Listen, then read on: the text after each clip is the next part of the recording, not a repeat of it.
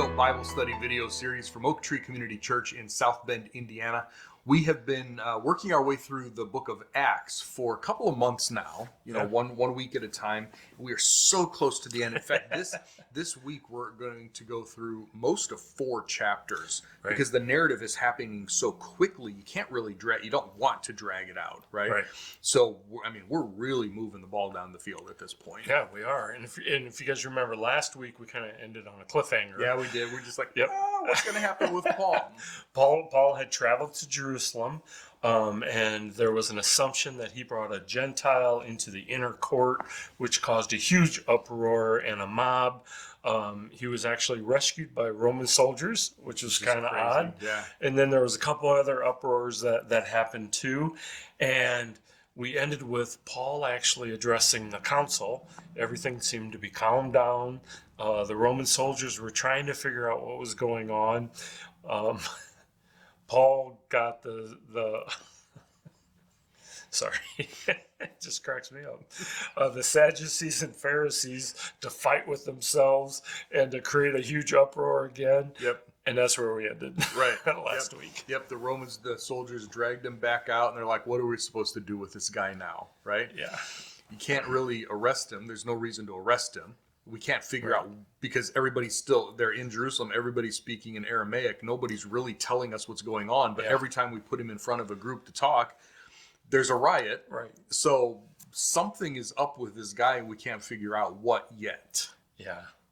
So it takes a little break and gives us a little bit of a backstory, or not a backstory, but we find that 40 Jews bound themselves with an oath not to eat or drink until they've killed Paul. Yeah. So this isn't an argument. This is way past an argument. This is not just a mob or a riot. This is an assassination attempt on his life. Right. So 40 people make this oath. Yeah. Now, I'm not sure who they made this oath to or how this oath happens, but Paul doesn't die. No. At this part. So what happens to the people? What happens to the people? Death, I'm asking you, man. Yeah, well, the 2 choices are they break their oath or they starve to death. Yeah. When you make did they put a contingency in there? Did they put? I've wondered the same thing. Right. I really don't know. We don't hear anything else about them, really. It does show up again that if they can, because Paul's going to get moved away throughout the course. He's going to get moved out of Jerusalem, and then there's a potential for him coming back. So there's this assassination plot again. Is it the same people? Right. Is it not the same people? We don't. Right. We're not. Privy to any of those details. I've certainly made vows before. I will never do this ever. And it's never gone well for me. Yeah, but there's a little plot twist that happens here too. Yeah, right. Because Paul's sister finds out about this ambush. Paul has a sister. In Jerusalem who has a son. So Paul's nephew finds out about this, and goes to Paul and says they're planning an ambush to kill you. Yeah, it's like who knew Paul had a sister and a nephew there in Jerusalem? It makes sense, but we don't think about it, right? Right, exactly. So the commanding officer moves Paul. Now this is one guy we're moving. Yeah, right. It's an amazing amount of people it takes to move one guy. I'm telling you, they are very protective of this Roman citizen. They're not going to let anything happen to him while they're on their watch. 200 soldiers, 70 horsemen, 200 spearmen. Yeah. And a letter of introduction. Yeah, right. So this almost 500 soldiers now. I see Paul in the middle. Middle, right? Yeah. It's like, if you're going to get to him, you've got to come through us. Yeah. You and what army? Well, I'll show you an army. Right. So where does Paul end up? So they end up going to what's called Caesarea Maritime, I think. And it's down on the Mediterranean coast, where sort of southwest from Jerusalem. Okay, not Caesarea Philippi up in the north. It's that's exactly where it was. Yeah, okay. It's a different Caesarea. So this place sort of was. Was it built for Caesar's like vacation home? Was that? Yeah, not Caesar's, but like the governors. They liked working down there on the sea, on the coast type thing. So they transported him out of Jerusalem, sort of southwest toward the coast. Yeah. So he gets down there. He has this letter that tries to explain his situation. And the guy says, hey, when your accusers arrive, we'll have a trial. Yeah, so the governor at this time was a guy by the name of Felix, who Paul knew, at least by, and even if not personally, by name. He's been around for a while. He understands the dynamics between the Jews and the Romans, and especially the Jews. And his wife, we're told later, toward the end of chapter 24, Felix's wife is a Jew. So, I mean, he has some love for the Jewish people because they're her people, right? So it seems like this is going to be a good chance for a Roman governor to actually hear what's going on. Yeah, because you would assume he's not playing into the he's definitely playing into the politics. Yeah, but he's not playing into the religious side of it. Right? No. He's going to defend himself. I'm always been. I mean, I was born a Jew. I've always been a Jew. I've never left Judaism. I still worship the same God, albeit in a different way. But I worship the same God. I follow a lot of the same things. These people have no argument, and you know how we function. But I'm a Roman citizen, so that's why I'm here before you. Yeah. So he's talking. You know, the Jews went first, and they accused him of being a troublemaker, a ringleader, and even tried to desecrate the temple. Right. And to the Roman guy, why do I care? Yeah, right? Yeah. Exactly. I love the fact, and you've got to read this. This week, they brought an attorney with them, and he's trying to butter up the judge. All these fancy words, sort of like a politician or an attorney today, right? Things don't change. Paul had a great and accurate rebuttal. Like you said, 12 days ago, I came to Jerusalem. I mean, he steps through, he's not going all the way back to Abraham this time, but he is stepping through what happened. And I worship in a slightly different way. But it's the same God my friends here worship. Exactly. Yep. And he also said, the Jews have not charged me with anything. Yeah. And Paul ended with, look, I'm the only reason I'm on trial is because of the resurrection of the dead. Yeah. That's the key that I believe in that they're not believing in. Yep. I stood in the council chambers, and this is what I said, and that's why I'm here. Yeah. So Felix said, okay, we'll decide this case, blah, blah, blah. They talked to the commanding officer, blah, blah, blah. Felix and his wife seemed to visit Paul a number of times. Yep. And it turns out they're looking for a bribe. Yeah. Right. So they're just keeping him in jail. They're going to keep him in jail. And every time, let's hear from Paul again. Maybe this time he'll pay us to get out. Right. And Paul never paid to get out. Right. So in 2 years, Felix is out, yep. and a new Felix is in. This guy's named Festus. Yeah. Right? Yep. And Festus leaves him in jail to get some points with the Jews, at least at first. Yeah, one of the two did. Either Felix or Festus actually left him there, but either way, it doesn't matter. He's been there for 2 years now, and this is what I said last week, is that in the space of a couple of verses, we're fast forwarding 2 years. 2 years, right. Now think of it a different way. The Jews wanted to get rid of Paul. Obviously, they wanted to kill him. Yep. But the second thing was take away his ministry. Yeah. Right. And if Paul is in a place, in a jail, how effective can his ministry be? Yep.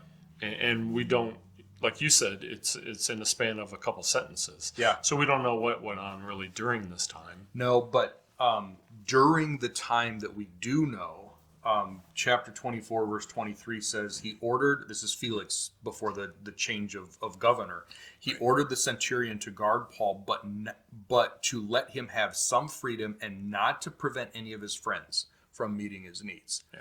So sort of like a house arrest type thing is what it seems like. He's got some freedom. He's got his friends there. So yeah, he's still in jail or house arrest or something, right? That's going to sort of foreshadow what we're going to see at the end of chapter 28 in Rome as well. The same thing is going to happen in Rome for a couple of years. Right. So chapter 25, Festus talks to the Jews. He's trying to get the story straight. They wanted him to stand trial in Jerusalem. And their plan was, we're going to kill him on the road. Festus had been on the job for only 3 days. So he came up to Jerusalem to meet the people and everything, and they wanted Paul to be on his docket right off the bat, right? They need to get this done. And they probably contributed generously to his campaign re-election fund, just as, well, welcome, we actually have a gift, check, gift or, whatever. Right. And he's like, oh, well, I'm glad to be here. How can I serve you and as your new governor? Well, it's funny you should ask. Yeah. Right. So they get him to at least understand a little bit from their standpoint about Paul. Yeah. Right. And of course, it's only their side of the story. Right. So Festus goes back to his home base where Paul's at, and now he's talking with Paul. Yeah. Yeah. Said, what's going on? Yeah. He said, I tell you what, I was just up in Jerusalem. Why don't we go up to Jerusalem and so we can have a conversation, you and them and everything. Right. And Paul has no interest in going to Jerusalem. Right. Well, he knows he's going to be killed. He's going to be killed. There's going to be this assassination attempt again. Right. So he's either going to be killed on the way or he's going to be killed, when he gets there. Something, right? Yeah. Yeah. So Paul's solution, playing the political game, Paul's solution, he says, listen, I'm a Roman citizen. I'm standing at Caesar's bench. You are representing Caesar here. And if you're not going to judge me here, I'm going to Rome. I appeal to Caesar. And it's like in the U.S., going all the way up to the Supreme Court. Every Roman citizen had the right to have Caesar himself hear his case and judge on his case. And basically he was telling Festus, listen, you're new, but if you're not going to do your job, I'm going over your head. Right. So Festus is probably a little worried about that, right? New guy on the job, first case. Yeah. Kind of blowing up in his face, maybe, at least a little bit. And the problem that Festus had that we're going to see, Felix understood what was going on, had a Jewish wife, he sort of understood, he'd been there for a while, understood the politics, also understood the people, right? Festus is new. He's really doesn't have a clue why this is a big deal or what's going on. And he's new on the job. Right. He's like, But fortunate for him, somebody else comes into play. Right. So there's a King Agrippa. Yeah. Agrippa is one of the Jewish kings. So if you think of like Herod, right? So you've got Caesar and you got so let's go back to the Gospels. You got Caesar, you got Pilate, and then you got Herod type, same thing here. You got Caesar, you got Festus, and you got Agrippa, right? So Festus is still the governor over everything, the Roman governor, but you got this Jewish king type thing. Right. So he obviously gets the Jewish side of it and what's going on. Yeah. Right. So Felix kind of plays up to him and says, look, I'd love to hear your thoughts on this case. Yeah. Festus is not... He understands his limitations, which I think is a really cool thing, He's like, I don't understand why this is a big deal. I don't understand what's going on. And I certainly can't send this guy to Caesar without being able to explain why he's going. Right. Especially on day one. Right. Yeah. I mean, he's been sitting here in prison or in jail or for house arrest or whatever you want to call it for 2 years plus. And now he's going to go to Caesar and I don't have anything to tell him. Would you, Agrippa, listen in and explain to me what's going on? So oddly enough, it's Agrippa and his wife that are there. So they meet the next day, and this is not a trial. Right. But a Roman citizen is in front of a Jewish king. Yep. So there certainly is dynamics there. Yeah. So, Paul's on his best behavior. But he's not just a Roman citizen. Right. He's a Jew. Right. So he's, it's literally best of both worlds when it comes to this political situation. Right? Yeah. So Paul was told to speak openly. He did to some extent. Of course, you're in front of a king. So I'm sure there was some pulling back there. Well, you see, as you read through in chapter 26, you see he's referring to Your Majesty and King Agrippa. He's being very, he's very deferent. He's respectful. He's been respectful this whole time. All of these defenses, all of these things, he's been very respectful. Yeah. What's humorous is we have a Jewish king, and Paul is giving him a gospel message. Yeah. Paul is trying to convert him. He is. He's like, hey, I've got an audience. Yeah. This is one of one of like 3 times now in the book of Acts, and this comes up where we see Paul's story. So you see it in Acts 9 is when it actually happened. And then he talks about it in 22. He talks about it in 26. There's little details. And this is one of those things where people say, aha, there's contradictions in the Bible, because there's these little details that don't seem to match up. But again, like the Gospels, like all of these things, if you try to put them like this instead of like this, they do actually match up, and you see different angles of the same story. As long as you're not looking for contradictions, it really does match up. Yeah. So, all right. So the king comes away with, Paul didn't do anything wrong. You know, if he wouldn't have appealed to Caesar, we could have solved this right now. yeah.